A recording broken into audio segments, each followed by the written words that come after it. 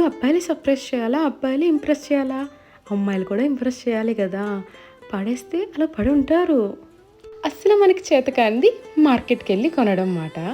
For the first time మా శ్రీవారి కోసం మార్కెట్‌కి వెళ్ళి పీతలు, అలాగే ఫిష్ కొని తెచ్చాను. ఎందుకంటే సార్‌కేమో వెళ్ళే తీరిక లేదు. మళ్ళీ ఇంకో 20 రోజుల దాకా సార్ మనకు కనపడరు. మిస్ అవుతాం కదా వండి పెట్టుకోవడం. అందుకని నేనే మార్కెట్‌కి వెళ్ళి కొని తీసుకొచ్చి వండి పెట్టాను.